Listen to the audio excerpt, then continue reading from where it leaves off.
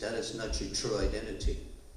Now, when you understand that, then you move into understanding that everything is lived in a personal perspective. It's subjective, and that you're constantly creating this over and over. This is not just what Jesus said; it's what physics, psychology, all the modern disciplines are saying. The same thing that the sages have said. Buddha, Jesus, Krishna, they all say the same thing. The steps involved in fasting: releasing and forgiving for the future. Fasting is giving up the traditional and the betterment for the betterment of your future. One of the things that we always make a mistake on is using a force to make this happen. We want to bring power, and we don't need to bring power. We already have the power and the potential for everything we need to do. You see, because sometimes when we construct this thing that says we need power and we need force to make things happen, what are we doing? Because we're creative creatures, we're creating a barrier or an enemy, something, a roadblock that's in our way, when actually there is none. It's a creative process. Remember, we create our own enemies, we create our own barriers. There's nothing out there that's keeping us from that except what we create. So whenever you see a situation in your life and staring back at you, ask yourself, how did I create this circumstance? Because really what you're looking at is not something out there. You're looking at a perspective in your consciousness. And it's speaking to you very loudly, through feelings, through confusion. A lot of times when we're confused, there's this real magical little button in your mind called pause. Do you feel it? It's refreshing, huh? Computers need it, we need it, everybody needs to pause. And that is an opportunity to allow for wisdom to come into our life. And so I want to tell you the story about Joseph. He's one of the 12 sons of Jacob. You guys have all heard about Jacob, the 12 tribes of Israel. Well, Jacob's son, Joseph, was picked out. He was the favorite, daddy's favorite. He was chosen to be, I would say what we call nowadays the administrator of Jacob's, all of his wealth whenever he died. Well, the other brothers, especially the older one, did not like that. There was some jealousy going on, and so they all got together and they were going to kill him. Said, no, we can't kill him because then, Dad would know about it. They were going to, so what they decided to do, what they did at first was throw him in a pit, left him there to die and to starve, right? And so they went out and slaughtered a lamb in the blood, and then they told Dad that, hey, I think he was killed, he was murdered. And so what they decided to do at the end is even profit from that by selling him as a slave in Egypt. So they sold him as a slave, and so he went to Egypt, and he had a lot of intuitive messages from God. He was a very intuitive person, a very pure, chaste consciousness that was connected to his source. And so he would, during the time of imprisonment, he came in contact with the king, and they actually saved him from famine by listening to the intuitive process of God, which says, store up grain, prepare yourself for famine, because it was a drought year. And so the king was so impressed, eventually he got to be the guy, he was the right-hand man. And so when the famine came, and then his brothers were captured and taken to the king, and they didn't even recognize Joseph at all. And he had mercy on them. He could have had them killed, but he didn't. So the point of this story is that, he saved them and eventually, ended good. But the point of the story is that if any part of that along the way that Joseph had felt sorry for himself, or he had taken an axe to grind and not forgiven his brothers, he would not have been in the position he was in the end. He would not have. Because what was he doing? He was creating in his own consciousness. He was creating the whole thing. And so when the bigger point of this story is that when you're in touch, when you're in close proximity to your true source, your divine source, your consciousness, the thing that we call God, then you are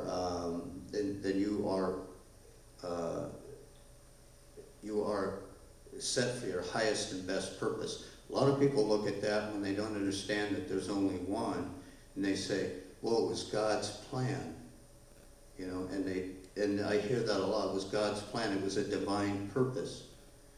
It was a divine purpose, true, but it wasn't because there's somebody outside of me, right? We're looking for a closer walk with thee, not a further out walk with thee.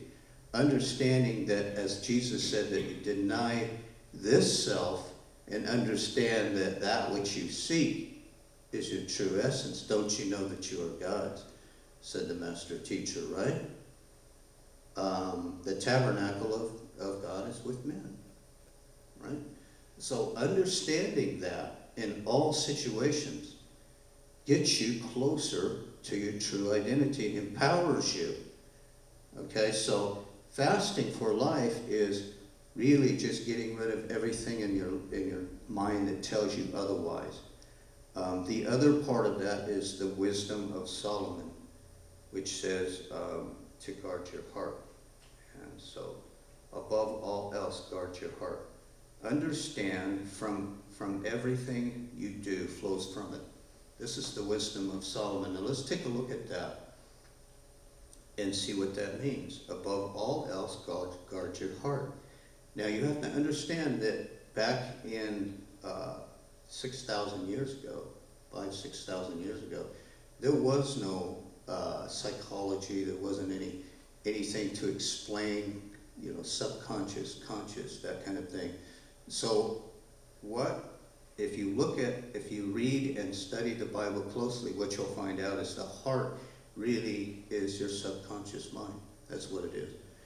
And when Jesus said, love your Father, the God, with all your heart, soul, and mind, understand that the heart is 90 to 95% of who you are as a human being. The conscious mind is only 5%. That's why New Year's resolutions don't work. That's why habits will rule your day. It's because they come from the heart. So when the wisdom of Solomon says, guard your heart, it means guard what goes into here, your belief system, right? Guard what goes into here. It's like a child. You have to constantly watch what is being exposed to. You say, no, you don't belong in here. Go. If you've got a lifetime of lies in your heart, now's the time to start rooting them out. It's never too late. Take the big boys first. Get rid of them. Throw them out on their ear. And then you can go to, there'll always be people, followers, thoughts behind that. And they will pop up because they're cowards, and take them out. Because, see, they're lies. They don't belong in you. You recognize them right away. Because your true essence is it's like a mirror, a house of mirrors, when you can look into a long corridor. It seems longer when you look into a mirror that's in front of you, that's reflecting one behind you. And then what happens is you start seeing more and more mirrors as they get smaller and smaller. This is what happens in your subconscious mind.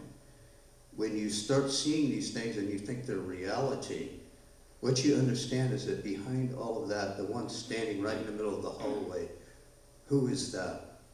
That's you, the observer, the one presence and the one power. And you're looking at these things and you're thinking to yourself that that's who you are. But oh my God, when you find out, it's like an epiphany. It's like, God, I'm the one that I was seeking. The one presence and the one power, the message that Jesus had all along was that I am the one. I am. And then, oh, that reminds me. Moses, I am that I am. Right? There's only one presence and the one power. Why do you believe there's the hundreds of millions of us? Those are reflections. Those are creative avatars that reflect your consciousness. We all look at things and we have a different impression because it is the one presence of who we are that does that.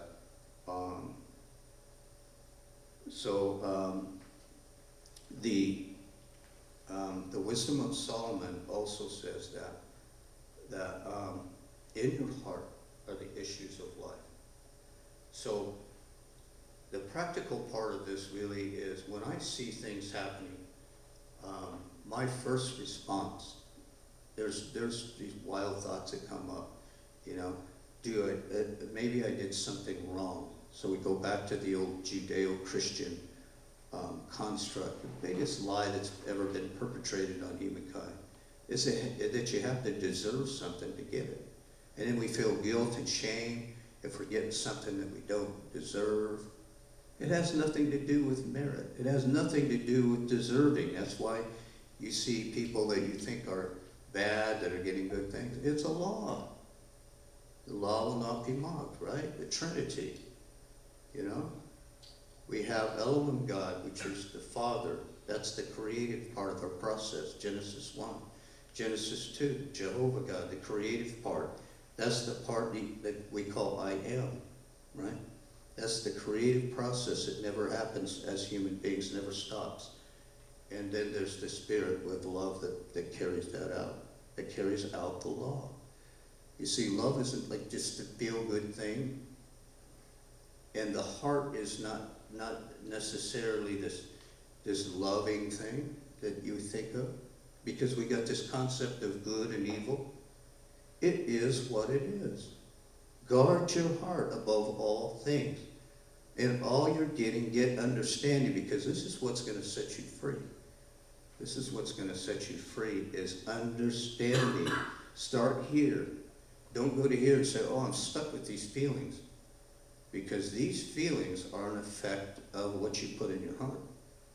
If we can't control what's coming out of our heart, then we're powerless, right? That's just not the truth. That's a way of giving up. We really are the modern day disciples of Jesus. We are carrying out the words, the wisdom of him and Solomon for this right here. Because love without this is reckless, it's dangerous. People kill for love. Without wisdom is a balance. You notice everything in nature is balanced to show you that this is the way of nature. If you look at the infinity, there's a balance. There's a left, there's a right. It's symmetrical. It's balanced. Sometimes we're more to the left, sometimes more to the right. But in the end, we should be balanced. Because when we're not, we go through struggle, we go through hardships. Release the weight of those things. When we all feel weighted and struggle, we feel like stress. It's because we haven't released those things. And do it immediately. Agree with your enemies quickly. And do it immediately so it doesn't compound itself and you feel this big weight on you. I often use the analogy of a buoy that's weighted down. It'll sink all the way to the bottom of the ocean. But once you start pulling that weight off, that internal spiritual nature inside of that will push it back up above the ocean where it belongs. And so I just want to close with, I haven't done this before, but I'd like to ask people a couple of questions. From this talk right here, do you guys feel like this is a teachable point right here? Do you guys feel benefited by this? is I want to make sure that what I'm doing up here is also, I mean, I feel guided by Spirit for these words, but I also want to make sure that we're getting that. Do you guys have any questions about the talk, by the way? It's a small enough group, it's like a class. You know, it's fun. You know.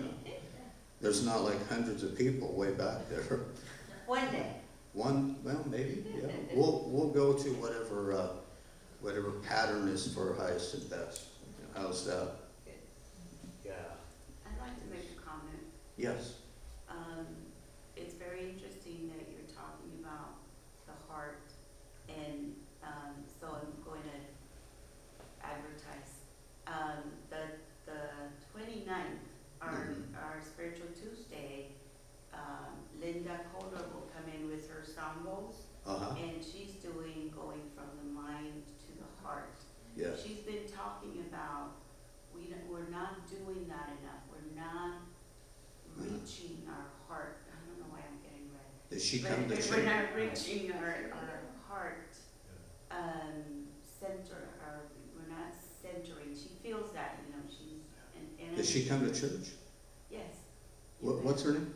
Linda Kohler. Oh, Linda. She used to come to our other location. I don't know if she's been here. She's been here one, Yeah. couple of times, okay. Yeah.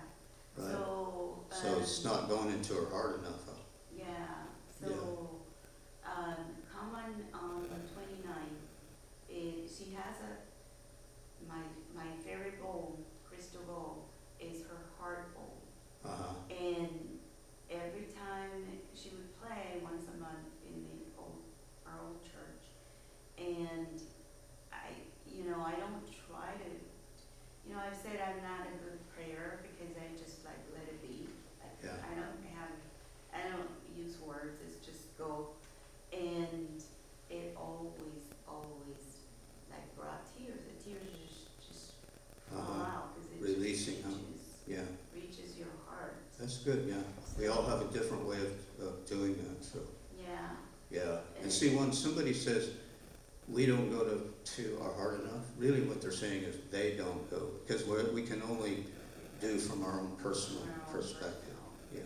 Yeah, and the other thing, and I wouldn't,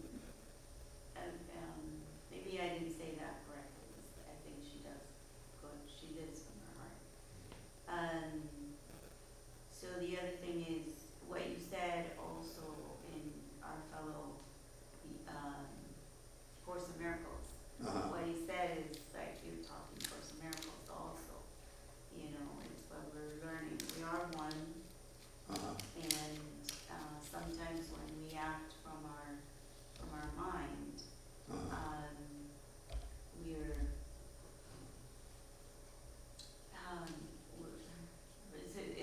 it's not acting from ourself, from Yeah. the capital S, Our true self. Yeah. from our true self. Yeah. We're being egotistical. It's like trying to get ahead and not knowing or not realizing in Yeah. that moment that we should all go together. It shouldn't be a race to get there first. Yeah, but that's assuming there's more than one of us. Exactly. But really, there's only one of us. Yes. And so the perspective, you have to be careful of some of those programs that really kind of say that there's more than one of us. Right. Because you live your life very much alone as the one presence and the one power, and you convey that as if there's other people out there that are causing you to do something. But in all things, remember, there's only one presence and one power.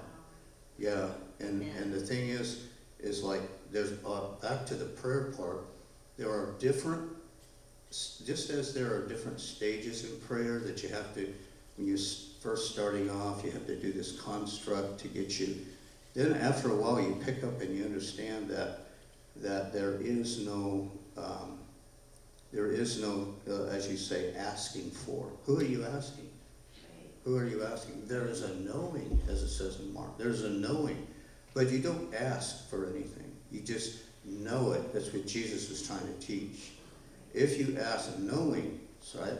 Because who are you really asking? When you're asking, you're separating yourself from the presence and power. And our whole mission here is to become close so we can assimilate ourselves with a closer, not only a closer walk, but as Jesus said, when you've seen me, you've seen the Father. So you have to really be careful, because allowing yourself to just float out there with no direction can also, like you could do that for a lifetime and really not. You really have to go top down. And I mean, as far as the ego, that's another thing we have to be careful of, making the ego our enemy, because it's really not. The get behind me is, reinforce me. It's there for a purpose. Try your best not to make an enemy out of anything, especially if it's an internal part of who you are, even as parts that you don't like. Agree with your enemies quickly, as Jesus said, because this is what will take you back to your true identity, So that's the problem with programs that are constructed and push. If you hear a lot about blaming stuff on the ego, it's really creating an enemy. The devil made me do it. That's what it is. So be careful of that. I don't pull any punches. It's just the way, as a unity minister, been taught very well. And that's what that is. It's creating an enemy. So be careful of that. Any other questions? Okay, what do we have next? Oh, just talking about a closer walk.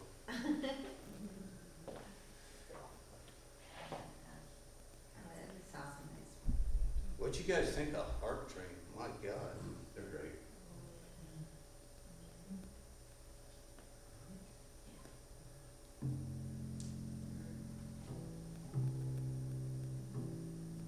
This is Anne again.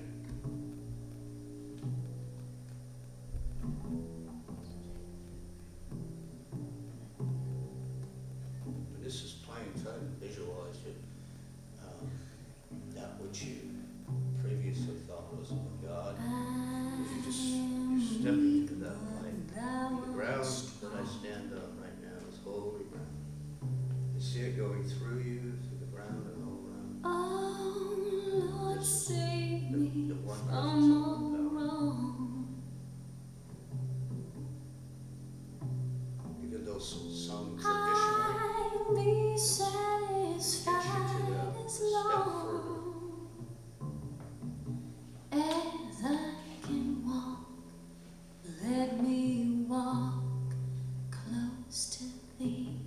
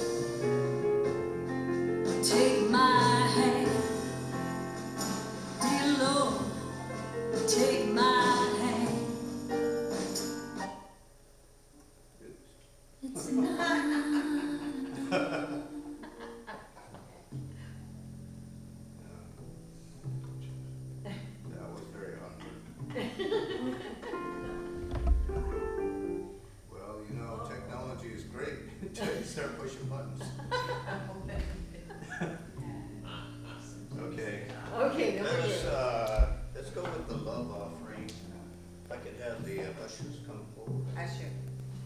Well, they make one. You know, Gladys, she's more than one. She does the work of many. Grateful for Gladys. And take your offering in your hand and repeat after me. I love Ruby, blesses and multiplies all that I am, all that I have, all that I get, and all that I receive. Thank you, God. I'll be satisfied as long as I can walk. Let me walk close to thee.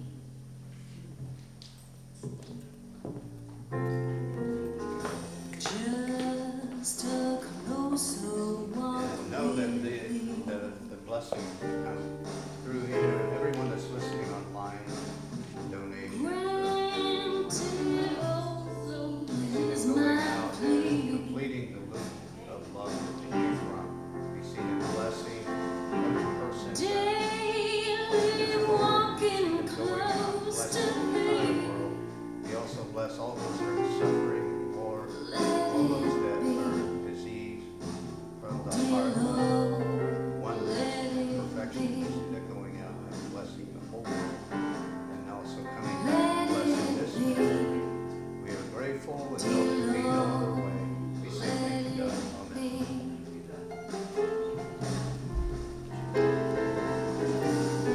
Through this world of toils and snares. A bit of trivia. What movie was that song featured in? Huh? What movie was that I song don't even featured in? know. I know it's. Probably many songs, many groups. Oh, the one I'm thinking of. It's Cool Hand Luke. Who? Oh, cool, yeah. Oh, it's a good movie. What's the name of it? Cool Hand. With, Oh, that's, phone number? oh, it's such a classic. Hey, let's switch visions. Yeah. There be peace on earth, and let it begin with me. Let there be peace on earth, the peace that was meant to be. With God as creator, family all we need. Let us walk with each other in perfect harmony. Let peace begin with me. Let this be the moment now. With every step I take, let this be my joyous vow. To take each moment and live each moment in peace eternally. Let there be peace on earth, and let it begin with me. Go forth, know that the light of God surrounds us. I am that light. The love of God enfolds us. I am that light. The power of God protects us. I am that power, and the presence of God watches over us, and I am that presence. Wherever we are, God is, and all is well. And all of God's children said? Amen. Thank you. Oh, necklace. that is a requirement. Okay, yes. I will watch. So, I'm I'm always looking, that was, it's hard, it's hard for a second. I'd rather look at it. Yeah, you're right. Yeah, at the end. Yeah. I'll watch Marcus every day. I don't think he's even alive. Used to? No, he passed. Used to? Bye, Willie. Bye, Willie. Bye, Willie. Hey, thanks for the water.